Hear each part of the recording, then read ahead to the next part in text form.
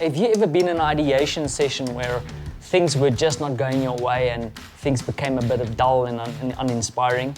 Stick around, I've got a tool that I want to show you, but I also want to show you why that happened.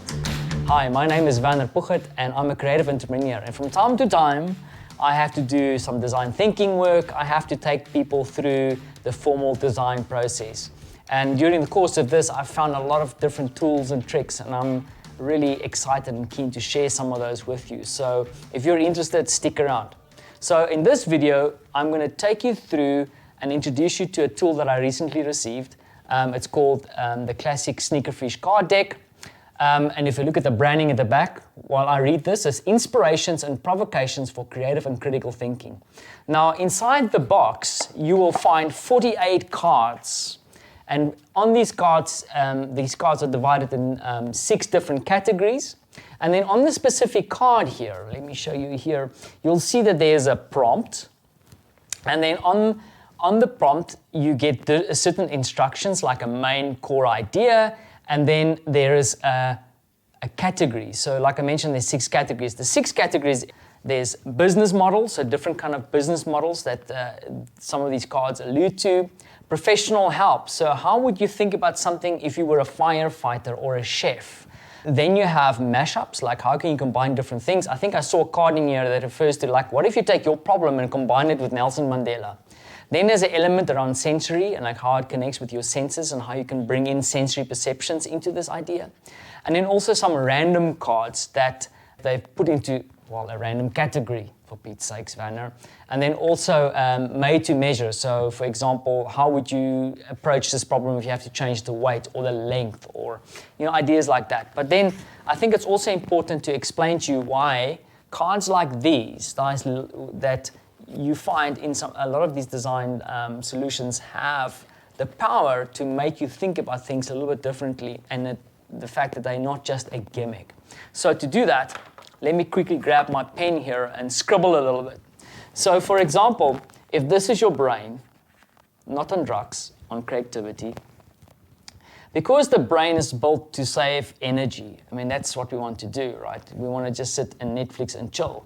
Is that what usually happens is that there are connections in the brain that we use every day, so we don't have to rethink things, right? Now the problem is that, or the challenge rather, is that when a problem comes up, and you go into the ideation phase of this, or you need to come up with new ideas, you're going to use these normal routes to try and get to a solution.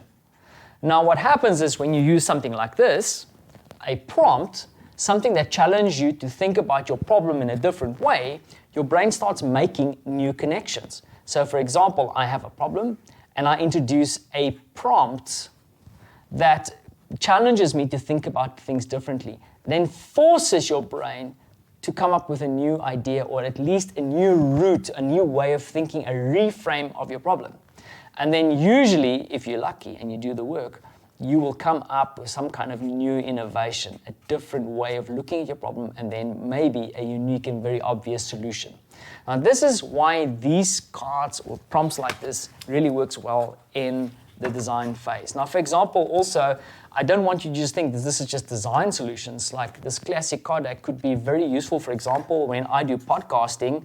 From time to time, I have to interview people, and I have to challenge them in the interview process to come up with new thoughts or ideas, and maybe things are going a bit slow.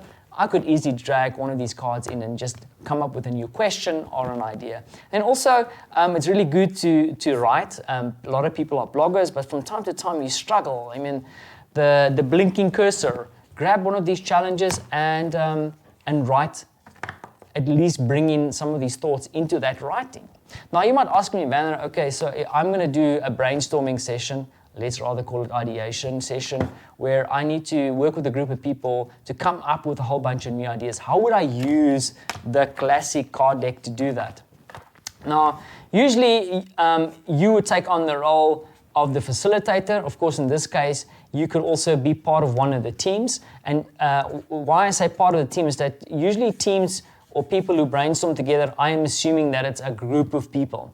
Now, what I found works really well with prompts like this is that you want to take these groups and divide them up into smaller groups. The smaller, the better. So let's say in this case, I have 3 people in each group, group 1 and group 2, right? And what I will do is I will then, as the facilitator, hand these guys a collection or one or maybe a combination, because they also work well when you do combinations, because you might think, oh, I've got only 48. No. You can actually do 2 cards, which then doubles your prompts. So you can give each group a set of cards and they can draw it themselves. So you hand it over to them, and then you give them, let's say, 30 minutes, because you want to put some time on it. It's not forever. And also, I found that time pressure really helps people to come up with more crazier and crazier ideas. And they spent their time to come up with new ideas, right? You put the pressure on. Now, the cool thing about this is that they have to keep on or hold on to their cards, and usually there's someone from each group that will then come back, and then you present back to the full group. Everybody shares all the ideas that they came up with. Usually I try and from each group have one person then present the ideas and share that with a greater group. Now the intention, of course, is that during this facilitation, or when people present their ideas back, as a facilitator, it's also cool to challenge them sometimes to say, okay, cool. On this prompt, for example, it says, what would a chef do? So when they produce an idea, it's like, but how does that relate to a chef, for example?